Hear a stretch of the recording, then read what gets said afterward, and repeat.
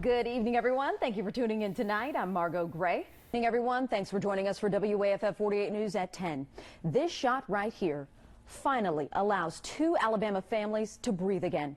A picture of two Alabama veterans who have spent 3 months held captive by pro-Russian forces getting off a plane in Saudi Arabia as free men once again. Good afternoon, everyone. We begin with breaking news out of North Huntsville right now. 3 people are being treated for stab wounds. Our Daquan Lee just arrived on scene. Daquan, this is still a very active situation. Tell us what you're seeing right now. Got 2 to my right calf, 1 to my left calf, 1 to left thigh, 1 to right thigh, and 1 to right side. 6 shots. That was Huntsville resident April Grubbs sitting down with WAFF just days after participating in a protest on police brutality in downtown Huntsville 2 years ago today. Good evening, everyone. I'm Margo Gray. We begin with breaking news just into our newsroom tonight. Madison County deputies are on the scene of a shooting in the area of Bell Circle and Jordan Road in Huntsville. Our Daquan Lee just got to that scene minutes ago. Daquan, tell me, what do you see and what have you been able to find out? Good evening and thank you for joining us. After more than a year of investigating, the January 6th committee revealed its findings from the day the U.S. Capitol was attacked. Good evening, everyone. You can see it for yourself right here. Storms left parts of the Tennessee Valley tonight drenched. This is flooding along South Memorial Parkway in Huntsville, where cars were left stranded and parking lots of businesses were left underwater. Hundreds of homes also lost power. Not only did it flood in some areas, several trees were knocked down around the Tennessee Valley. Tonight, we look at the country filled with anger, joy, fear, and confusion after the Supreme Court overturned Roe v. Wade. The divide across the U.S. over the right to terminate a pregnancy is on full display tonight, with abortion rights supporters taking to the streets to protest, while abortion foes welcome the ruling as the answer to their prayers. Good evening, everyone. I'm Margo Gray. Tonight, we are dedicating a majority of this newscast to a monumental moment in our country. You will hear from people on both sides of this issue. And thank you for joining us tonight at 10. I'm Margo Gray. And I'm Liz Hurley. The results are in many of Alabama's high-profile races. They have been called. Let's find out who you chose to represent you in state, local, and congressional races. Making headlines around Alabama tonight, a meetup over child support ends in gunfire. Who is running that? That video from Franklin County right before the arrest of a school bus driver charged with DUI tonight. The arrest happened this morning on her way to school with 40 children on board. A Huntsville City magistrate will head to court in September. This after his bench trial was delayed today on his menacing charge, where he's accused of pulling a gun on a man. Craner had a lot to say to me over the phone when I first broke this story, but didn't have much to say in court today. Mr. Craner, you maintain that it was self-defense. Is that where you stand currently? Any comments on that? Is it true that you brought a gun to work? Margo, there's a reason you're at the courthouse and not the city municipal court. Absolutely, Nolan. So this whole situation created one big conflict of interest, just considering the person involved here. This is a city magistrate who has worked for the city of Huntsville for 2 years, who issues bonds and warrants for criminals all the time. Tonight, we're hearing from the man who swore out that warrant against Craner and digging more into Craner's past. I just want this to be proof my wife is cheating on me. This confrontation is after 3 a.m. on May 21st in the parking lot of Huntsville Police Headquarters and the municipal court building where Huntsville City Magistrate Daniel Todd Craner works. Come here, you ain't out of the woods yet. I'll just smack you. It's what Bobby Lee says is in Craner's hand that's at the center of his menacing charge. When I come around a truck, that's when he came out and he had a gun. And more words started to fly. And then he was like, "Do you know who I am?" I said, "Yeah, I know exactly who you are." He said, "Well, I work in this building right here."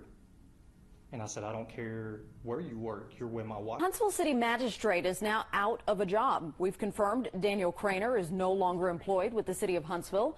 Craner has been on paid administrative leave since July after he violated city policy. If you've been wondering if any policies and procedures will change at the Lauderdale County Jail after the escape of inmate Casey White, the answer is no.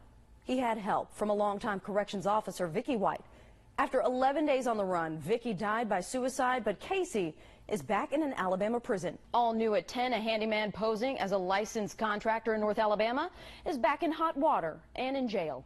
Tonight, the Morgan County District Attorney is promising to keep him there after 3 new cases landed on his desk, all involving Johnny Ray Jordan. This gentleman has a record a mile long, and it's time to put a stop to it. Arrest after arrest. Johnny Ray Jordan has an extensive rap sheet that Morgan County District Attorney Scott Anderson wants to finally end. It comes after Decatur police arrested Johnny Ray Jordan last month on 2 counts of home repair fraud and forging a builder's license. 2 homeowners said he never finished the work he was hired for and took off with their money. While he was sitting in jail on those charges, we had him arrested again on these new charges. So there's 3 sets of victims right now, 3 cases that will track along the same line. That third victim, Kimberly Lang in Lacey Spring. That first day that I signed a contract, I gave him $15,000. To repair her mobile home and build a large deck. I kept forking out money, and by this time, we're going into November, and he's done got $32,000 from me. New at 10, a Tennessee Valley man charged with sex crimes was released from jail without bond and later confessed to rape and incest just 3 months later. Now the judge who released him is facing heavy criticism from the Morgan County District Attorney. I sat down with Circuit Court Judge Jennifer Howell to get her take. In a rare opportunity, I sat down with Morgan County Circuit Judge Jennifer Howell in her office. No courtroom, no robe. When I make my decisions, I pray about my decisions. I think a lot about my decisions, and they do impact lives.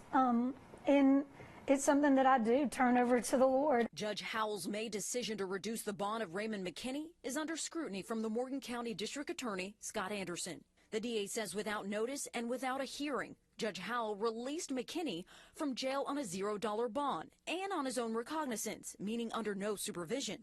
3 months after being released from the Morgan County Jail, McKinney is then arrested on August 4th in Franklin County on rape and incest charges of a child in his own Phil Campbell home. I'm not allowed to comment on the facts of the case, and quite frankly, I don't know the facts of this case, and that's by design. They say a local man took the concept of grab and go and really ran with it all the way out of the store. It's a long day in front of a microphone for them and a long day in front of a microphone for you. But Georgia, I know Bama and Texas A&M have not gone to the podium just yet, but have you heard any rumbles yet about the tensions between the coaches? A lot of Alabama fans celebrated the Crimson Tide's victory over Texas on Saturday, but one grandmother celebration takes the cake. Watch.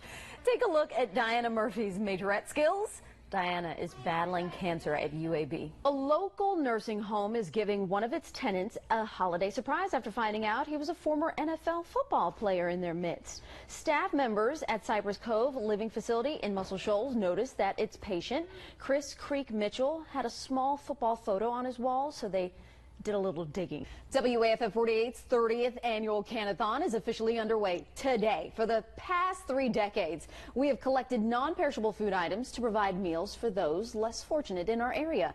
And we are carrying on the tradition with Tennessee Valley Living host Peyton Walker out in the Walmart right now on South Parkway. Peyton, how's it going out there? Seeing any donations yet? Check out the Bobsey twins over here. I swear, we look like the little emoji with it wasn't planned, legs out. but we look good. I'm not mad about it. We're okay. We just lucked up on a sale at the same time. Anyway, well, good. Thank you. Moving on. Before we tell you what their findings were, we're going to do our own test here. Liz? Better wash my hands. So, well, like we found out, scientists found even if you perfectly split them, the cream almost always ends up on just one side. Hey, Matt, before you go, though, did you actually try any of the jerky? I hear there's a whole wall of jerky, and it's beaver nuggets. Did you try any of that, or the barbecue? There's a ton of things there. Tonight, I was pretty lucky and honored to meet an activist, a community leader, and a Nobel Peace Prize nominee.